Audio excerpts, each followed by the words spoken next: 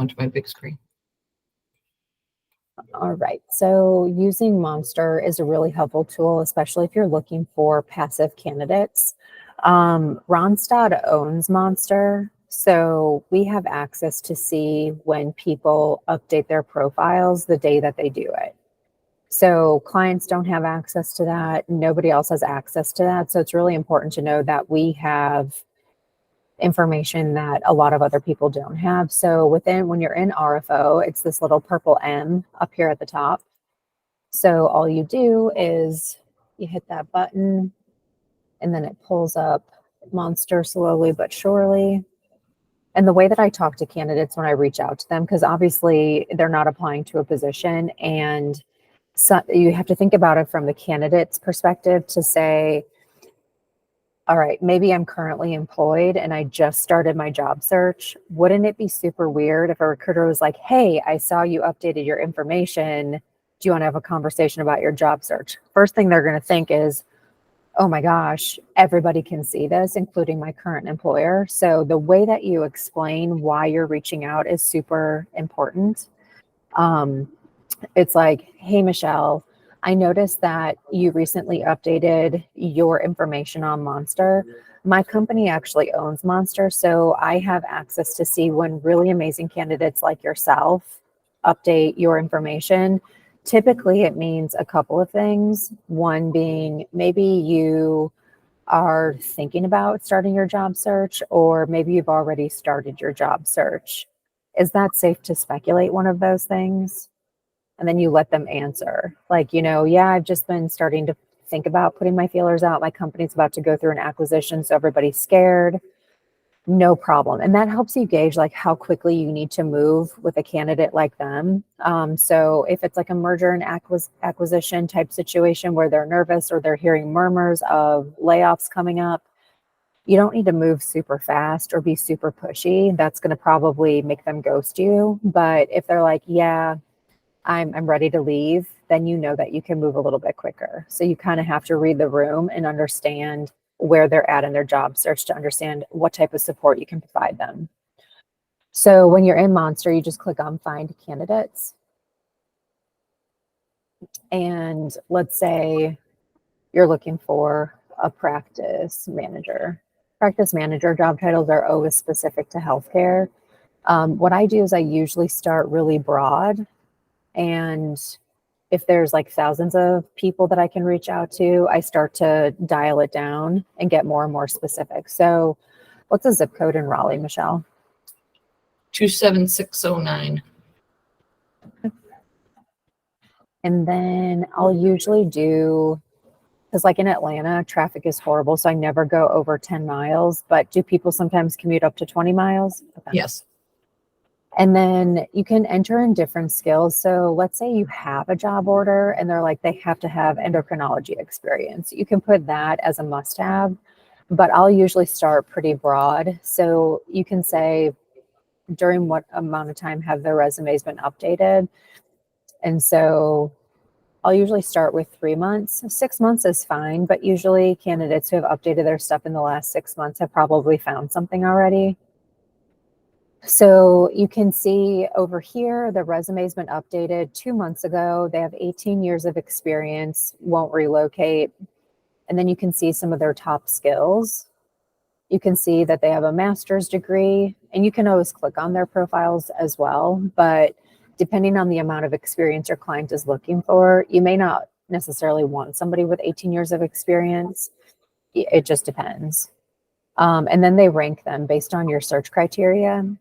This guy is a 9.4, and obviously I wasn't very specific in my search, so everyone's going to score pretty high based on what I searched for. And then this person updated her information 2 weeks ago, so you kind of get the point. So there's a couple of different things you can do at this point. So let's say you want to view all of them and not go like back and forth too much. So you would click, select all of these. And then you can also add them to a folder. So one thing that's really challenging is to call somebody in Monster and then go back and try to find their profile. So either download their resume or add them to a folder for you to go back to when you log back into Monster. Otherwise, it's really easy to lose people.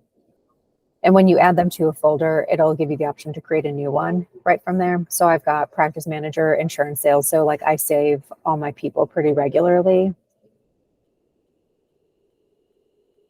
But for all intents and purposes, I'll just open up this first gentleman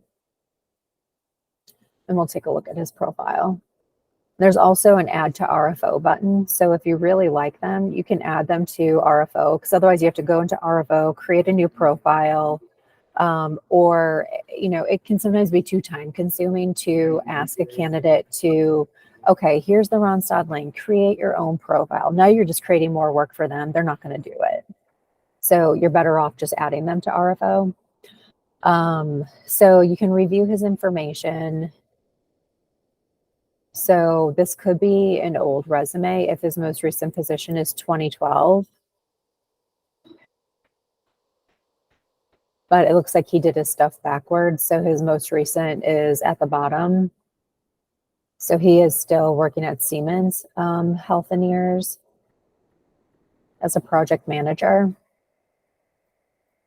So maybe you decide to call him, maybe you don't. But I mean, he seems like a really strong candidate that could equal a pretty big fee, depending on what he's interested in. So maybe you give him a call, maybe you don't, but you would download his resume right here. So you just click the Word document and then you can reach out to him. I would create a folder for practice managers. I 100% discourage you from sending a message directly through Monster. This requires people to log into Monster. Maybe they have notifications on in their email, maybe they don't, but people do not sit on Monster all day long waiting for recruiters to message them or employers to message them. You are way better off sending a direct email from your email address and giving them a direct phone call. That makes sense. That's super important to note. So, and then let's say like you have like way too many results. This is where I start to, you can add in, you can do an advanced search for education, school, company. Maybe your client requires a bachelor's degree. You can add that information in your search. I usually don't do a lot of the advanced search because I think it weeds out too many people. And I think we're in a day and age where there's not a lot of qualified candidates that are actively updating their information. Most of them are super passive. So I usually don't get too specific, but I usually will hone in on like, who's updated their information in the last month, and then who has, like maybe a client needs Epic experience. It'll suggest words, but think about it this way. Nobody has Epic-centric portal software listed on their resume. So I do not usually use their suggested word, but I will type it myself and then put required and then hit the search button at the top again.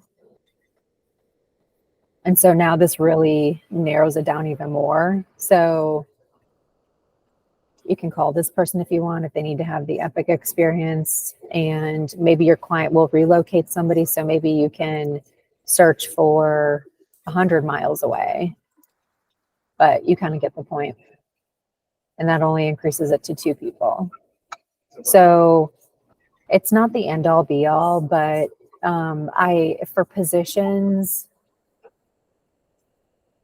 like schedulers, sometimes patient access people are on here. You kind of have to get in the minds of each candidate to say, what ways do we think they're truly applying? So lower level positions, they're probably on Craigslist, they're on Indeed, probably spending most of their time, or staffing agency websites. For anything above those low, like 18 and above, I would say they probably might use more Monster. But for perm positions, this in LinkedIn is probably a really good option too. But I think for any position, especially in the market that we're in, you have to search on Monster. You have to post the job. You have to look on LinkedIn. You have to do a Boolean search and a blast in order to find that right person. So you can't just rely on one avenue. Every single one is super important. So I will stop presenting.